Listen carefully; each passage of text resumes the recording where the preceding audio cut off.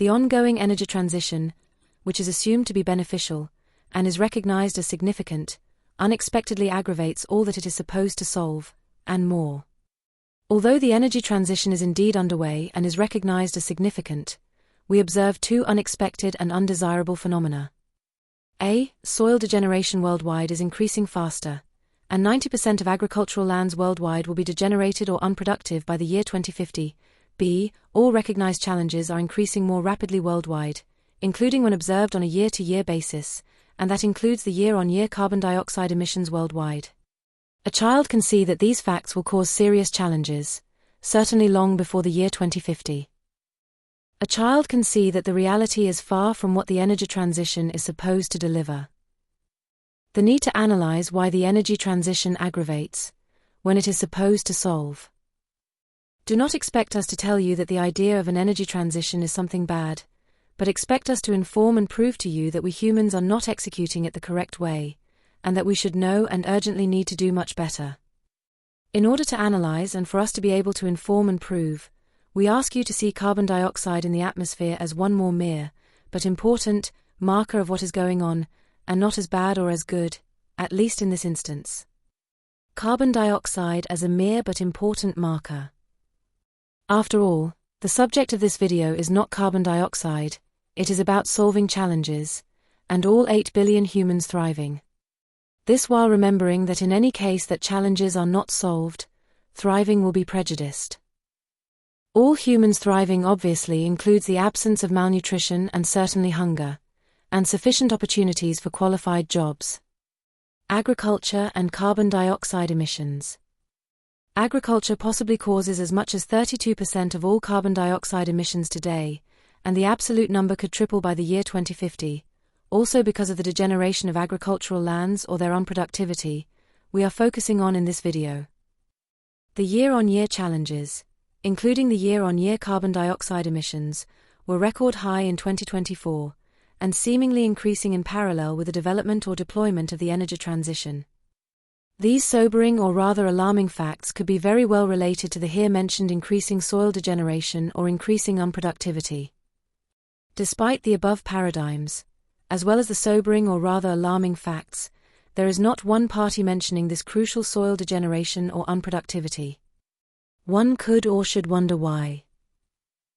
Unexpectedly, the parties that do not mention this soil degeneration or unproductivity include activists, climate events including COP30, climate agreements, climate challenges negators, so-called left and right parties, so-called left and right governments, etc. If this soil degeneration or unproductivity reality would be acknowledged, solving would become easy or at least realistic. This is simply so because carbon-agroforests and biofuels from carbon-agroforest would quickly solve our challenges and make all 8 billion humans thrive. Solving of challenges and thriving of humans in a nutshell. Carbon-agroforests would quickly solve our challenges and make all humans thrive, simply because they do not depend on fossil fuel use, nor on fertilizer use, which apart from being the cause of challenges, obviously also are a burden and a source of insecurity for those that depend on them, like for instance traditional agriculture. Obviously traditional agriculture heavily depends on fertilizers as well as on large powerful agricultural machines, and consequently also on fossil fuels. Carbon-agroforests regulate climate and prevent calamities, while traditional agriculture does not or in a much more insignificant way. Calamities prejudice human thriving, degenerate soils and emit carbon dioxide. Carbon dioxide removal. Biofuels from carbon-agroforest do not depend on fossil fuels, and their production plus use effectively remove carbon dioxide from the atmosphere, instead of adding carbon dioxide to the atmosphere. Biofuels from carbon-agroforest should not be confused with biofuels provenient from agricultural crops, which, netto, emit carbon dioxide, plus degrade their agricultural soils. Degradation of agricultural soils is a direct and clear cause of food insecurity, which prejudices human thriving, as well as of additional and ongoing carbon dioxide emissions. Carbon-agroforest could easily provide biofuels for all combustion motor vehicles, which will be the majority for a long time. Carbon-agroforest could easily provide biofuels to support all energy grids at the times of the day that other renewables like solar and wind energy are insufficient or absent. Please keep in mind that biofuels from carbon-agroforest are also renewables. Biofuels from carbon-agroforest are unique and in fact superior renewables, as they are the only renewables that remove carbon dioxide from the atmosphere all along their production and final use, plus typically and automatically isolate and sequester almost 100% of the carbon dioxide that was removed from the atmosphere, while the basic biomass was produced by the carbon-agroforests.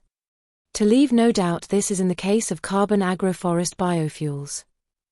The typically and automatically isolated carbon dioxide, that was first removed from the atmosphere by the carbon-agroforests, is organic and in a form that it serves as a stable fertilizer, as well as soil improver, that does not erode and does not oxidize. In other words, apart from being a stable or rather permanent fertilizer and soil structure improver, it also causes definitive sequestering or effective and permanent carbon dioxide removal. This permanent carbon dioxide removal can best be compared with the formation of terra preta, or the formation of the extreme fertilizing and soil structure improving Amazon dark earth. Renewable and organic fertilizer and soil structure improver and protector. Because of its extreme soil structure improving capacities, even when used in traditional agriculture lands, this terra preta or Amazon dark earth can make tilling obsolete or less frequent, and can protect vulnerable soils against the feared soil degeneration and unproductivity, apart from acting as a potent and stable fertilizer. Please also keep in mind that this terra preta or Amazon dark earth is renewable as well as organic.